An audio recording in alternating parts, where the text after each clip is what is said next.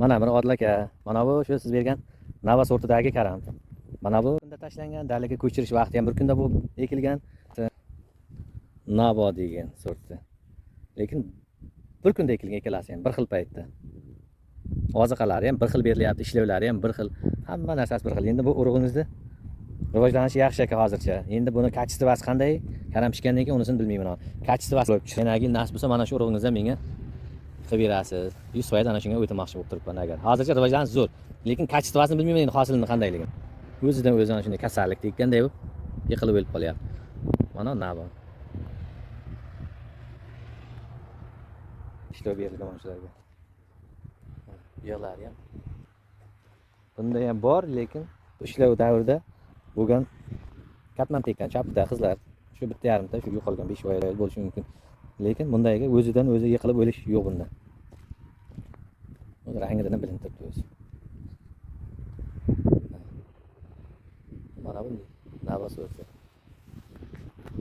Hozir mana Angor sahilida Ikrom dalalarida biz bir pachka kalmita nabu bir karomni bergan edik, Temki firmasiniki. Mana holatlarini ko'raylik mana. Aylanib nimalari, hozir Ikrom qisqacha ma'lumot beradi. O'shani urib tashladigan. Davomini beryapti, qanaqa bo'lib ketdi. Assalomu alaykum. Bu Navo degan sorti, bu xullas hozir ekilish davri belgi o'tkazdi. 27-28 avgustda ekilgan belgi dalaga. Endi shundan 35 kun, 37 kunlik oldingi urib tashlanishi. Uyda tashlangan. Uyda oyda urib tashlangan. Navo sorti bu. Ikki ham bir kunda 1 soat ichida ekilgan. Ishlovlari ham, qaytis davrlari ham bir xil. Lekin unda ancha yaxshi-ku, ha? Bu palak endi bundan ancha yaxshi turibdi.